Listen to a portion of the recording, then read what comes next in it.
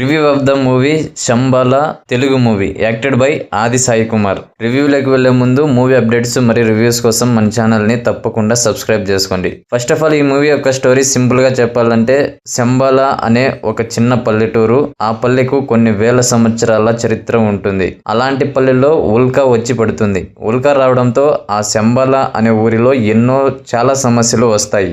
ఆ ఉల్కాను టెస్ట్ చేయడానికి ఆ గ్రామానికి దేవుళ్ళను నమ్మని ఒక సైంటిస్ట్ అయిన విక్రమ్ అంటే ఆది సాయి కుమార్ వస్తాడు. విక్రమ్ వచ్చిన తర్వాత ఆ గ్రామంలో సమస్యలు ఇంకా ఎక్కువ పెరుగుతాయి. ఒక్కొక్కరు పిచ్చి పట్టినట్టు అందరినీ చంపుతూ ఉంటారు. వాళ్ళు అలా ఎందుకు చేస్తున్నారు, ఉల్కా పడడానికి వాళ్ళు అలా చేయడానికి రీజన్ ఏంటి అన్నది ఈ మూవీ యొక్క మిగిలిన స్టోరీ.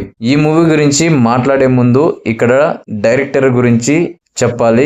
ఈ మూవీ యొక్క డైరెక్టర్ యుగంధర్. ఈయన ఆల్రెడీ అనే ఒక మూవీ అయితే చేశాడు.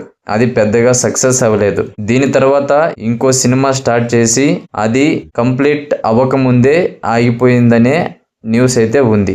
అలాంటి టైంలో ఈ శంబాల మూవీని తీశాడు. కాన్సెప్ట్, స్టోరీ, స్క్రీన్ ప్లే అన్నింటినీ చాలా పక్కాగా ప్లాన్ చేశాడు అని అనిపించింది ఈ మూవీ చూసిన తర్వాత. ఈ డైరెక్టర్ ఈ మూవీ యొక్క కథను ఎంత నమ్మాడో హీరో ఆది సాయి కుమార్ కూడా అంతే నమ్మాడు. అందుకే ఇలాంటి అవుట్పుట్ వచ్చింది ఈ మూవీకి. సినిమా స్టార్ట్ అయినప్పటి నుంచి క్లైమాక్స్ వరకు ఎక్కడ వెతికినా కూడా పెద్ద మైనస్లు అయితే కనిపించలేదు. అక్కడక్కడ చిన్న చిన్న మైనస్లు ఉన్నప్పటికీ మ్యూజిక్ డైరెక్టర్ చరణ్ ఇచ్చిన మ్యూజిక్ వల్ల లేదా డైరెక్టర్ బెటర్ స్క్రీన్ ప్లే వల్ల కానీ అవి ఆడియన్స్ ఖచ్చితంగా మర్చిపోతారు. స్టోరీలో పెద్దగా ట్విస్ట్లు అయితే ఏమి ఉండవు. హీరోయిన్ విషయంలో ఒక ట్విస్ట్ పెట్టాడు, కానీ ఆ ట్విస్ట్ ని కొంచెం ముందే ప్రెడిక్ట్ చేసేసాను.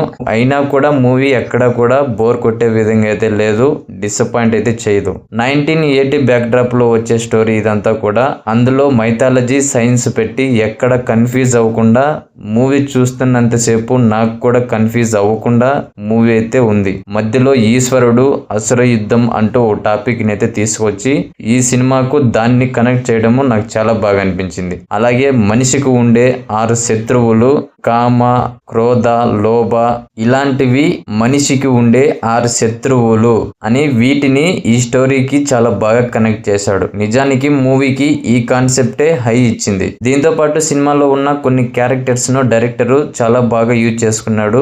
వారి నుంచి కావాల్సినంత పర్ఫార్మెన్స్ అయితే రాబట్టుకున్నాడు. రవివర్మ, మీసాల లక్ష్మణ్, ఇంద్రనీలో ఇలాంటి యాక్టింగ్ ను నేను ఎప్పుడూ కూడా చూడలేదు. ఆది సాయి కుమార్ కూడా ది బెస్ట్ పర్ఫార్మెన్స్ ఇచ్చాడు. అలాగే చైత్ర క్యారెక్టర్ లో యాక్ట్ చేసిన పాప చాలా ఇంప్రెసివ్ గా చాలా బెటర్ పర్ఫార్మెన్స్ అయితే ఇచ్చింది. చాలా బాగా యాక్టింగ్ చేసింది. టెక్నికల్ గా అంటే ఆల్రెడీ చెప్పినట్టు శ్రీచరణ్ తన మ్యూజిక్ తో ఈ సినిమాను వేరే లెవెల్లోనైతే నిలబెట్టేశాడు.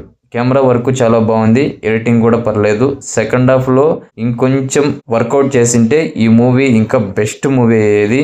అండ్ ఈ మూవీలో మెయిన్ ప్లస్ పాయింట్స్ ఏవైనా ఉన్నాయంటే story, screen play, concept and Aadi Sai Kumar acting and interval and climax one of the main plus point. Music minus points ఏవి కూడా లేవా అంటే సెకండ్ హాఫ్ లో కొంత ల్యాగ్ అనిపిస్తుంది, కానీ దాన్ని కూడా మ్యూజిక్ అయితే కవర్ చేసేసాడు. ఫైనల్ గా చెప్పాలంటే ఈ మూవీ నాకైతే చాలా బాగా నచ్చింది. ఖచ్చితంగా ప్రతి ఒక్కరు థియేటర్ కి వెళ్ళి చూడవలసిన సినిమా. చాలా థ్రిల్లింగ్ గా ఉంటుంది, చాలా ఇంట్రెస్టింగ్ గా ఉంటుంది, ఎక్కడా కూడా బోర్ కొట్టదు. ఖచ్చితంగా చాలా ఎంగేజింగ్ గా ఉంది మూవీ అయితే. కాబట్టి ప్రతి ఒక్కరు థియేటర్ కి వెళ్ళి మూవీని అయితే ఖచ్చితంగా చూసి ఎంజాయ్ చేయండి.